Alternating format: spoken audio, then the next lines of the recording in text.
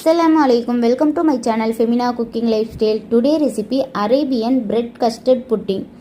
ரொம்ப ஈஸியாக ரொம்ப டேஸ்டியாக ஒரு ஈத் டெசர்ட் தான் பார்க்க போகிறோம். வீடியோவை ஸ்கிப் பண்ணாமல் பாருங்கள். நான் ஒரு 9 பிரெட் எடுத்துக்கிறேன். பிரெட்டை நல்லா அந்த மாதிரி கார்னர் எல்லாம் கட் பண்ணிவிட்டு எடுத்துக்கலாம்.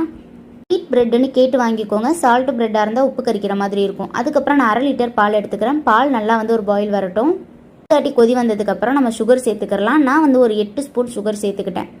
சேர்த்துட்டு ஒரு தடவை நல்லா மிக்ஸ் பண்ணி விட்டுக்கோங்க. நான் 2 ஸ்பூன் கஸ்டர்டில் நான் சில்டு மில்க் எடுத்து இந்த மாதிரி நல்லா மிக்ஸ் பண்ணி எடுத்துக்கிறேன். கட்டி இல்லாமல் நல்லா மிக்ஸ் பண்ணி எடுத்துக்கோங்க. இப்போ இதை நம்ம பாலில் சேர்த்துக்கலாம். சேர்த்துட்டு நல்லா மிக்ஸ் பண்ணி விட்டுக்கோங்க. லைட்டாக இப்போ நம்மளுக்கு திக்காக ஆரம்பிக்கும். கஸ்டர்ட் ரொம்பவும் சேர்க்கக்கூடாது, அதே சமயத்தில் கம்மியாகவும் சேர்க்கக்கூடாது. ரொம்ப சேர்த்தாலும் ரொம்ப திக்காயிடும். 1/2 லிட்டர் பாலுக்கு நம்மளுக்கு 2 ஸ்பூன் கரெக்டாக இருக்கும். 1 ஸ்பூன் வெண்ணிலா எசன்ஸ் சேர்த்துக்கோங்க. சேர்த்துட்டு ஒரு பாயில் வர வரைக்கும் வெயிட் பண்ணுங்கள். அதுக்கப்புறம் நம்ம அடுப்பை ஆஃப் பண்ணிடலாம்.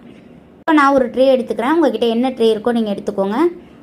ட்ரேயில் கொஞ்சமாக ஃபஸ்ட்டு கஸ்டர்ட் சேர்த்துக்கிறேன், ப்ரெட்டு நல்லாவே ஊறி வர்றதுக்காக. அதுக்கப்புறம் நான் ஒரு 3 ப்ரெட்டை மேலே வச்சுட்டு மறுபடியும் நான் கஸ்டர்ட் சேர்த்துக்கிறேன்.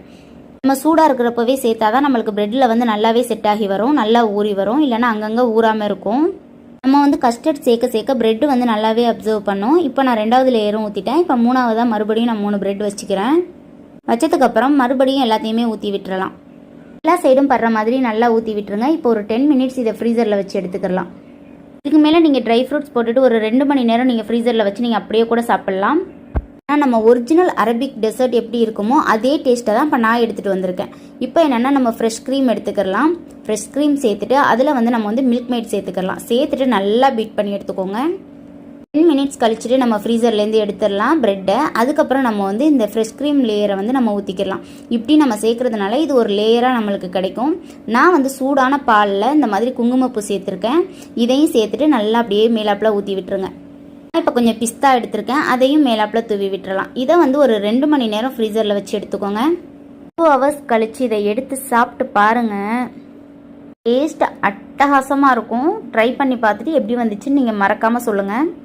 அவ்வளோ சாஃப்டாக, அவ்வளோ ஜூஸியாக, சூப்பராக இருந்தது. கண்டிப்பாக ட்ரை பண்ணுங்கள். இந்த ரெசிபி உங்களுக்கு பிடிச்சிருக்குன்னு நினைக்கிறேன். பிடிச்சிருந்தால் லைக் பண்ணுங்கள், ஷேர் பண்ணுங்கள், மறக்காமல் சப்ஸ்கிரைப் பண்ணுங்கள். உங்கள் ஃப்ரெண்ட்ஸ் அண்ட் ஃபேமிலிக்கும் ஷேர் பண்ணுங்கள். இன்ஷா அல்லாஹ் வேறொரு வீடியோவில் பார்க்கலாம். தேங்க்யூ ஸோ மச் ஃபார் வாட்சிங்.